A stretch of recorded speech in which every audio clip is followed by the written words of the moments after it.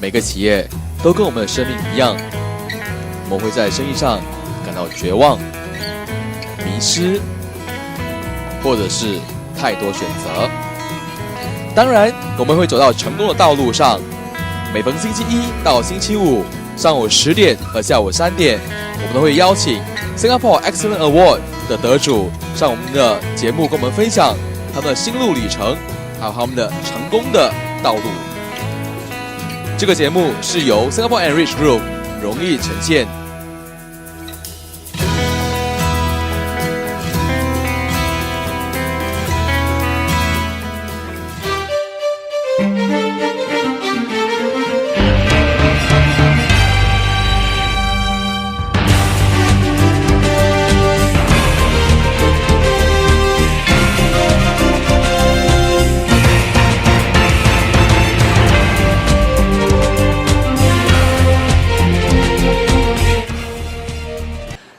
你好，我是阿宝，非常感谢你们收听这一期的封面人物 Personality de la Vie。今天呢非常的特别哦，来到节目当中呢是我可以这么说吧，我访问了这么多各行各业的人物哦，跟老板、企业家哦。今天这个企业呢，我觉得非常的庆幸能认识他。为什么呢？因为阿宝在做工的时候呢，就负责 ISO 这个 project 哦。然后呢，每一次到做这个项目的时候呢，我都会发狂的。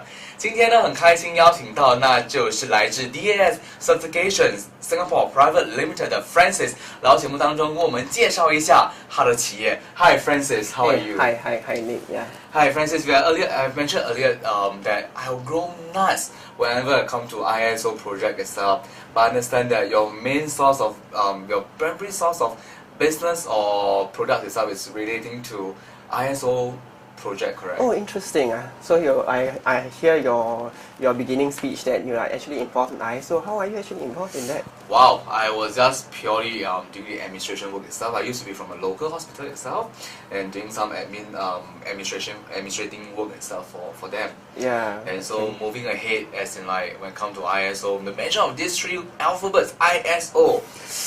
Wow, I always have great respect for those who are behind the scene itself doing this project. Well, okay.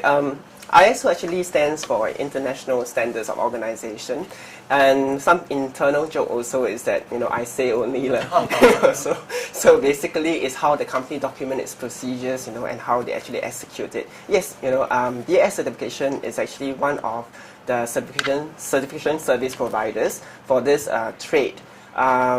Our HQ is actually based in United Kingdom. We operate in about 30 over countries. DAS Certification Singapore, the Singapore office is actually taking care of Singapore and Malaysia, and also the emerging markets, Laos and Myanmar.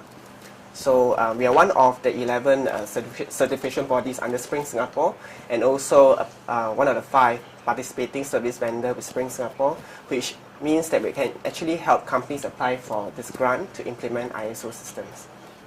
Wow, so which means that your company just specializing in issuing ISO for companies in just probably in Singapore or also in overseas region? Okay, mainly in Singapore, Malaysia, and we have also been tasked to take on emerging markets, Laos and Myanmar.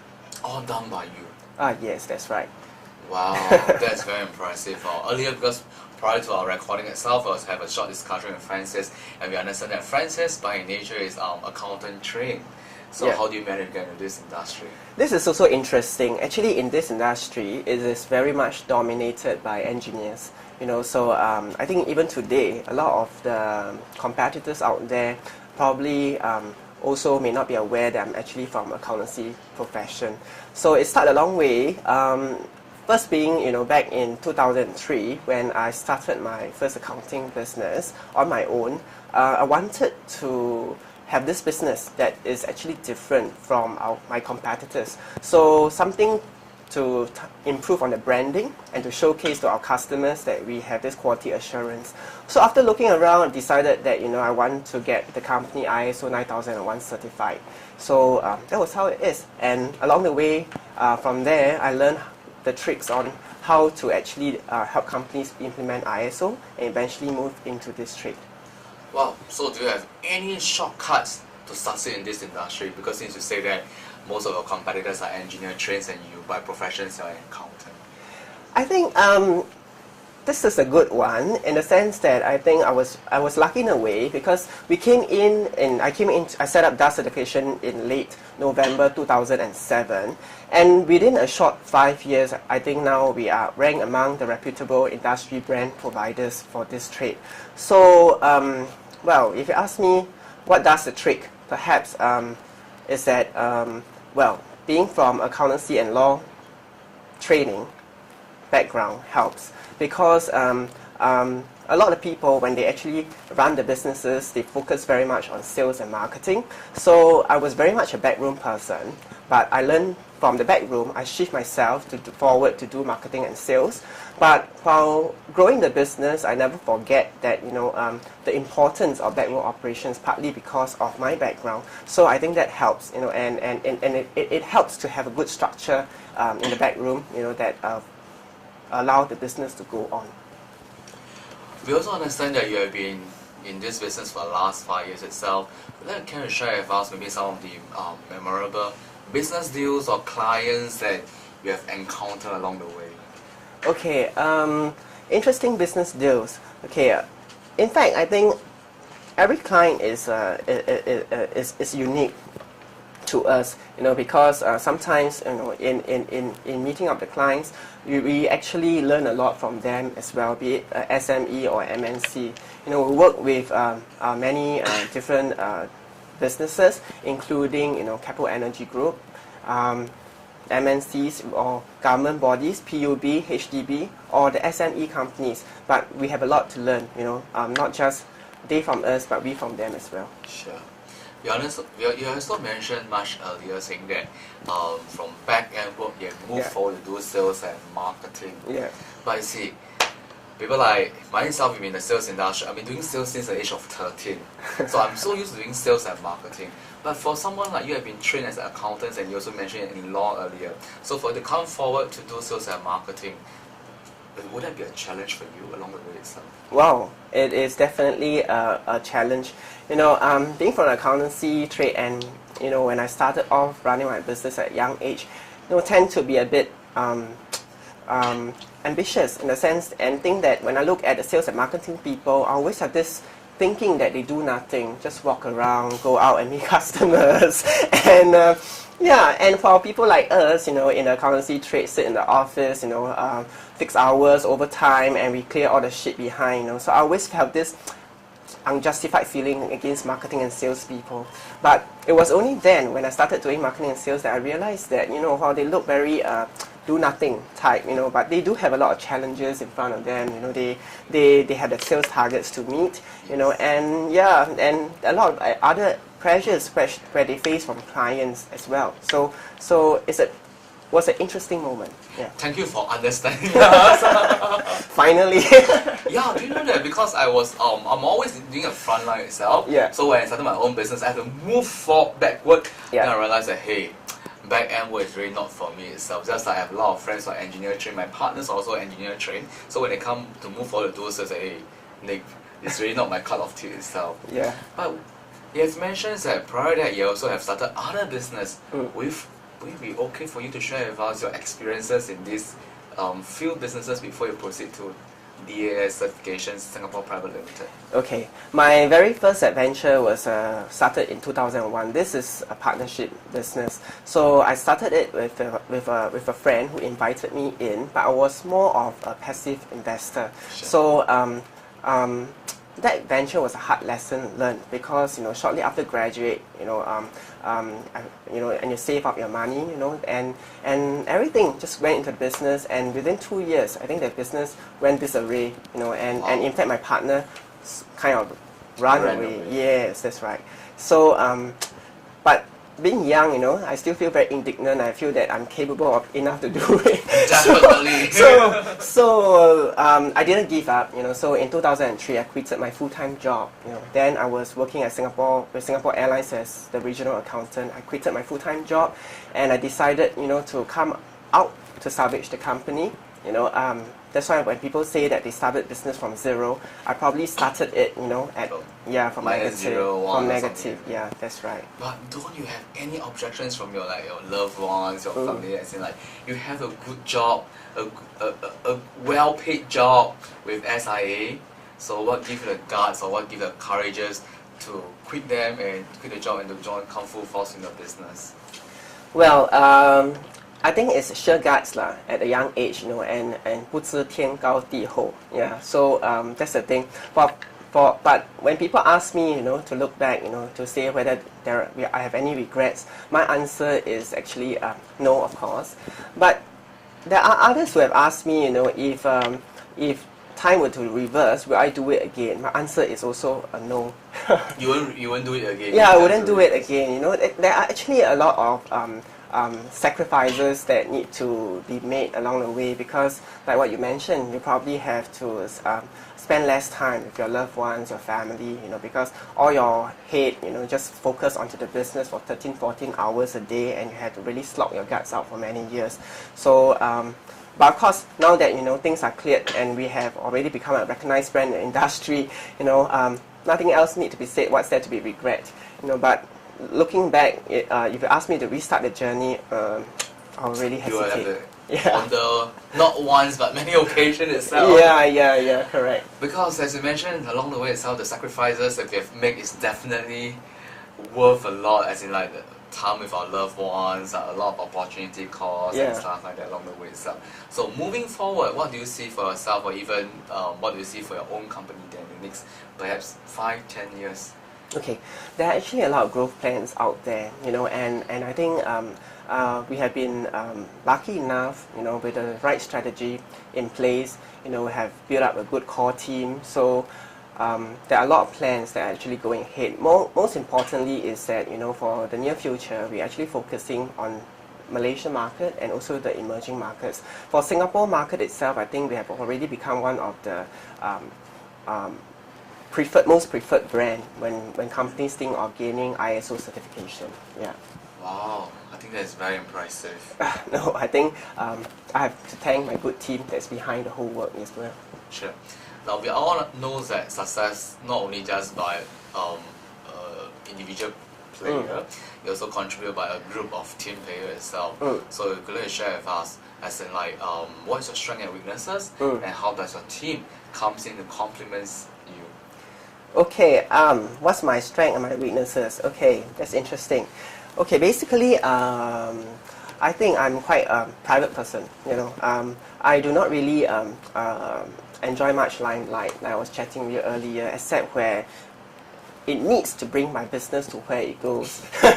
Then I will be there for it, I totally understand. Yeah. So, I mean, that is also partly because of my background, which is actually from accountancy, which is more in terms of backroom operations. Now, starting a business, the initial years was tough because getting good people to join you or who believe in your faith or your direction is never easy. I can still recall the earlier days when I tried to do recruitment. People come to your company, a small size company. Even if you were to choose them or select them for the job, they may not want to work with you as well, because they would prefer to work with MNCs. People, usually the young aspiring individuals, they would prefer that route. But luckily for this few years, with the experience built up from the past businesses, we have now actually got a few good core team members in which they are very good. A few deserving names to mention. I have Regine, who is actually handling marketing and sales for me. I got Francis Yap, who's actually handling the backroom administration activities for me. They free up a lot of my time in the operations work. As such, I can actually focus a lot on strategizing for the business and creating new business directions. Wow, you're so fortunate to have such a good team itself. Yeah, I must thank them indeed. Yeah. So moving ahead, as in I'm sure that many of our listeners and viewers who are watching the program now, many of them will aspire to become an entrepreneur just like you. So do you have anything to share with them, as in any words of encouragement or your personal experiences that you hope to motivate them? Okay, if you would like to start on this entrepreneurial journey, then my advice is that you need to have good business plan. You need to have great determination, never say die kind of attitude, and if you if you encounter any problem, most importantly, I think face it, and if you do fall, get back on your feet and become stronger. That's how it will go. As time goes by, you get stronger and things will work out. Wow, well said. Okay, pardon me for being so blunt, but I'm just being very curious. Let's say that if there's one regret in these years of entrepreneurship itself, what would that be? If there's one particular regret that you can recall, or you think that you can do much better? There is a regret in a sense, not so much in terms of the work, but in terms of family life. But thank goodness I have the chance to rectify it, because my mom was actually quite badly ill about 2 years ago. So suddenly she was hospitalized, in and out hospital 6 to 7 times a year. So she was down with quite a lot of illnesses, including kidney problems. So thankfully enough, now I do not have to work such long hours, 13 to 14 hours. So I devoted a lot of time, wherever possible, just to keep the elderly company, take her overseas. So I'm serving my regret now, so it's not too bad. I have the chance to actually make remedies. Yeah, at least you're so fortunate. Just like, my mom was sick a couple of months back, and she just passed on about 2 months back. And I was just thinking that the best part of being an entrepreneur is like, other than working long hours, I have a very flexible time schedule that I can just reschedule my work commitments and stuff like that around my commitments towards my parents then. Yeah, so in that way, it is also very true, because when she was hospitalized, if I am in a normal employment job like what you mentioned as well, probably wouldn't be able to adjust our work schedule so flexibly, so yeah. But I think very important is if you are on the entrepreneur journey, don't forget the people around you, especially your loved ones. So the last question before we let you go for this afternoon itself, in a brand new world, in a brand new year itself, so what do you aspire, what kind of skills do you aspire to pick up, or what kind of knowledges do you hope to pick up in this brand new year? Okay, in my trade itself, actually we require to continue to upgrade our knowledge and technical competency all the while, because we go around certifying companies for many different kind of systems: quality, environment, safety, energy management, food safety. So when we go to a different company, we speak a different lingo altogether. Sure. But these days I'm not so much focused on individual development alone. I grow the business more in terms of meeting and developing my employee needs. Because same likewise, a lot of my employees, they are young. A lot of them are aspiring. I would like to have a good career. So these days I'm growing the business more in terms of sustaining and growth, and hopefully develop the employees. I believe in one thing, in making a footprint in the life of our employees.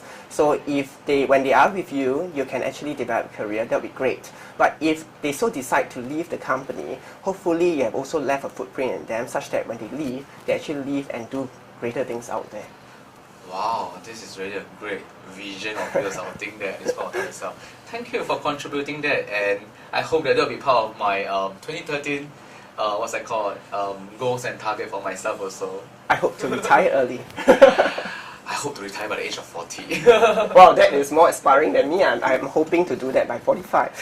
So I have 6 more years, you have 7 more years to go. Oh yeah, indeed. Okay. So Francis, how can we find your services and more information about your company itself? Okay, if you'd like to find my services, you can just Google for my website, dascertsg.com, or you can also go to Spring Singapore's website, spring.gov.sg, and you just search for ISO certification or my company's name. It should be flagged out there.